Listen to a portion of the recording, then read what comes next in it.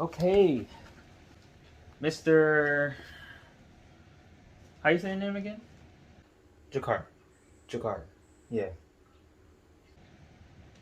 Jacquard. Okay. How do you feel about that?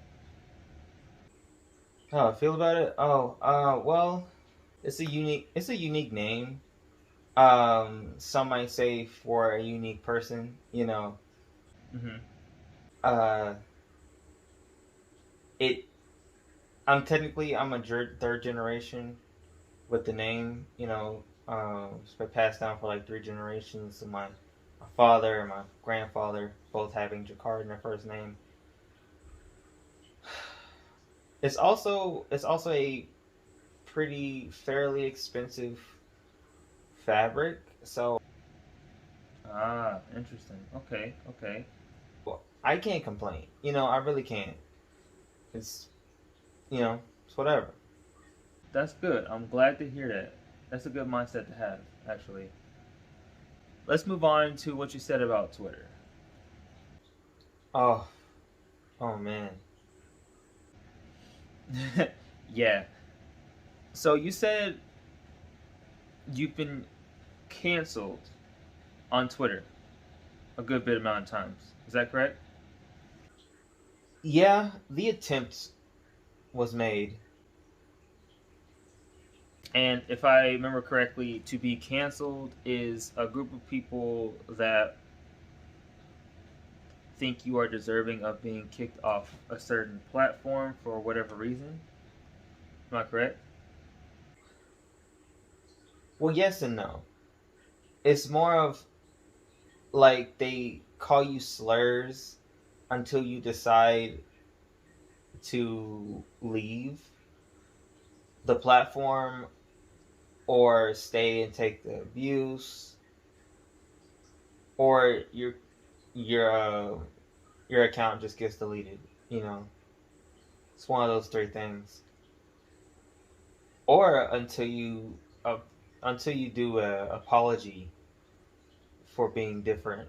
Basically, it's basically all it is. Mm, okay. And this has happened to you? Yeah, a good bit of times it has. And why do you think that happened? I believe it's because I say the opposite of what the majority is saying. Most of the time, it's really just my own personal opinion, and they just happen to not align with the majority. Okay.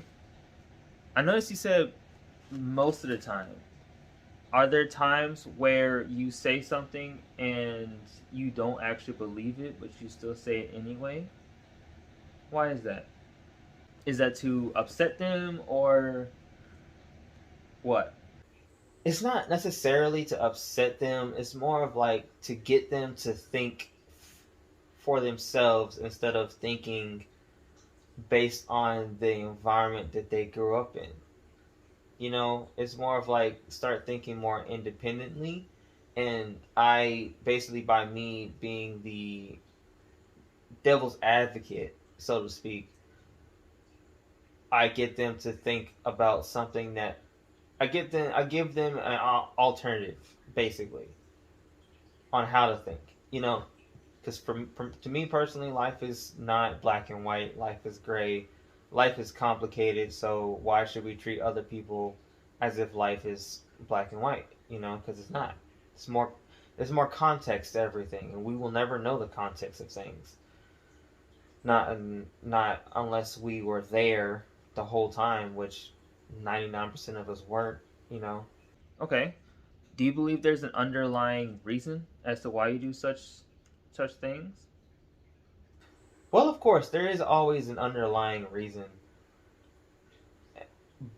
but I've always cared about humans and people in general to the point where I will do what I need to do to get them to see another side of their bias, to see outside of their own bias views. Okay. Do you think you have a sense of obligation to care about humanity in such ways? I can't say for sure, but I'm pretty sure there's an element of that in there. Yeah, there's an element of it. It's just I can't say if it's like a driving force or not. Hmm. Okay. Do you think the way you was raised has anything to do with? Okay, that's time. I will see you next week. Oh, already? Oh man. Um, I'm sorry I had to cut off like this, but I have other clients coming in, so um, I am very interested in this. Very interested, very intrigued. I want you. I need you to come back because I want you to. This is important for you, to talk about it. You know. Okay. Okay. Well, thank you for having me. All right.